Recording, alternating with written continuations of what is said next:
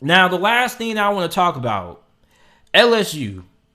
Is it time for LSU fans to hit the panic button? Because you lost to UCLA 27-38. And I just got done talking about UCLA. UCLA physically dominated LSU up front on both sides of the football. And Ed Orgeron made all these changes, and we had to forget about last year because last year was a COVID year. This was going to be a different LSU team. Well, week one, I haven't really seen a different LSU team. I still see an LSU team that can't run the football. Not only can they not run the football, but they can't stop the run either. LSU allowed 223 rushing yards against UCLA. This team wasn't good against the run last year, and they're still not good against the run this year. They couldn't run the ball last year, and guess what? They still can't run the ball this year.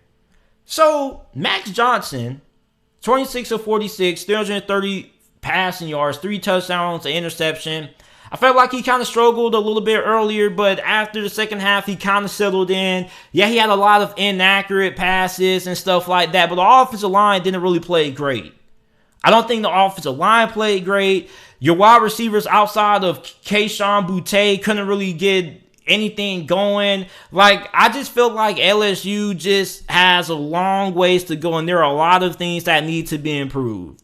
And a lot of people are trying to sell us that the LSU possibly could be a dark horse college football team that could compete for the college football playoffs this year. They could potentially compete with Alabama for the West.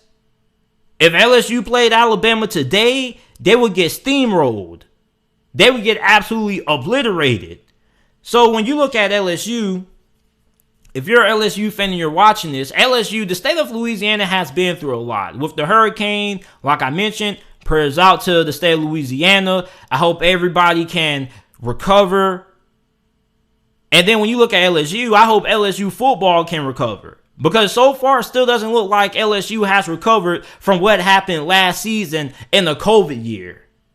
Still looks like we're still in 2020 if we're LSU. It still looks like if you're an LSU fan, you're still in a nightmare watching LSU football, waiting to wake up. But I would not hit the panic button just yet on LSU.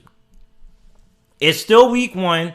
Still a lot of things that have to change, okay? But things need to change fairly quickly. Now, you do have a couple of cupcake games that you should be able to get things going in the right direction. You have to play some team, MCN, I don't know who that is. You got to play Central Michigan. Then you have Mississippi State. You got Auburn. You got Kentucky. Then you got Florida. So you have 2 weeks to really get things in line before you face your first conference matchup against Mississippi State. And then you got Auburn, Kentucky, and then you got a big game against Florida. So you have 2 weeks to try to figure things out, 2 games to try to find some answers in the run game, try to figure out, how to improve the run defense. I don't think that the secondary played all too bad.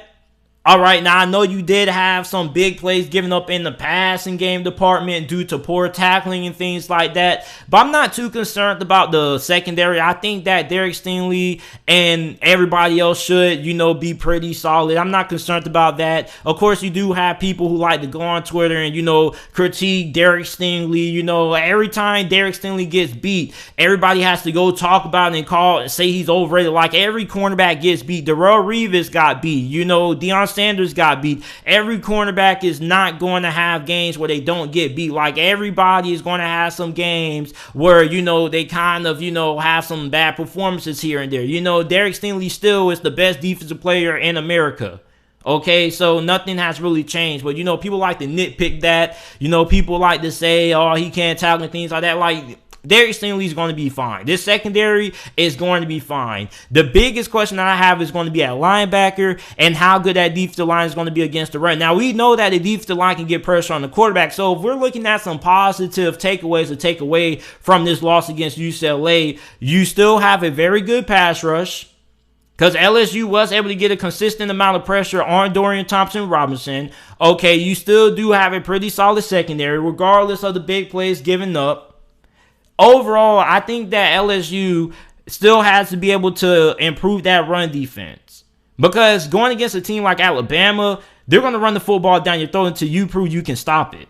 So when I look at LSU, I don't think all hope is lost. It's just week one. Yeah, you would expect to beat UCLA, but at the same time, I still think that there's still a lot of time to get things back in line.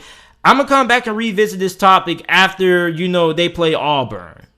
And if they, struggle against Auburn, then I think that's when you can hit the panic button. But if you're an LSU fan, I still think that, you should still hold a little bit of faith. A lot of people are still calling Ed Orgeron Gene Chizik 2.0. Definitely understand that. And Ed Orgeron took full accountability for the loss. Okay, he didn't put it on anybody. You can't put it on, the defensive coordinator from last year. You can't blame the OC. You can't blame anybody. Ed Orgeron said that he has himself to blame.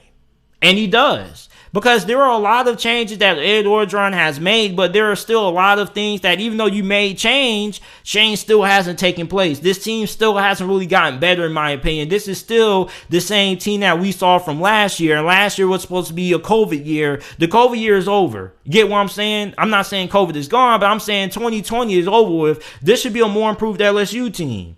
So I'm trying to figure out how long is it going to take for LSU to start getting things rolling in the right direction. So if you're an LSU fan, I wouldn't panic yet because you still do have two potentially what should be tune-up games to get things in order. But after that Auburn game, if things still aren't really rolling in the right direction, that's when I would start to hit the panic button. But it's still a little bit too early, in my opinion, to go ahead and just panic. So